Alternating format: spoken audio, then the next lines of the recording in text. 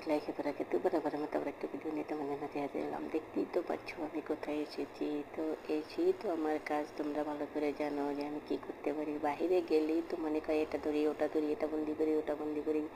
যে ওটা কীভাবে বন্দি করবো তোমরা তো জানোই। আমার কাছে একটা টাচ মোবাইল আছে, ওটাতে সব কিছু বন্দি করে তোমাদের সাথে শেয়ার করি। আমার কাজই হলো এটা। এই যে ধরো বছরে একবার, 6 মাসে একবার যদি একটু বাহিরে যাই, আমার আর কি রাখি, যেটা দেখি সেটাই বন্দি করি, যেটা দেখি সেটাই বন্দি করি।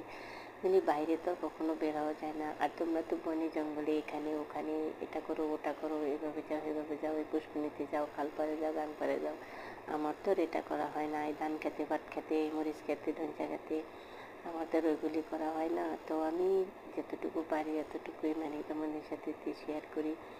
আর বুঝতেই তো পারো কী করবো। এই যে দেখো কত সুন্দর সুন্দর ফুল, মাশাআল্লাহ মাশাআল্লাহ। নিয়ে মনে হয় ছিঁড়ে ছিঁড়ে নিয়ে আসি, কিন্তু একটা জিনিস কি জানো, ফুল কিন্তু গাছে সুন্দর, ছিঁড়লে পরে আর ভালো লাগে না, ঠিক না? তাই ও গাছেই থাক, ওকে আর আমি ছিঁড়বো না। তো আরেকটা ফুল দেখেছি না সাদা, ওই ফুলটার নাম কি তোমরা বলবে, ঠিক আছে?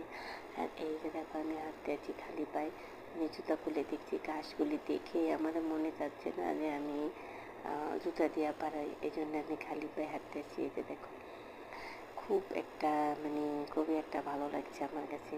ঘাস মনে কর যদি গরু ছাগল থাকতো তাহলে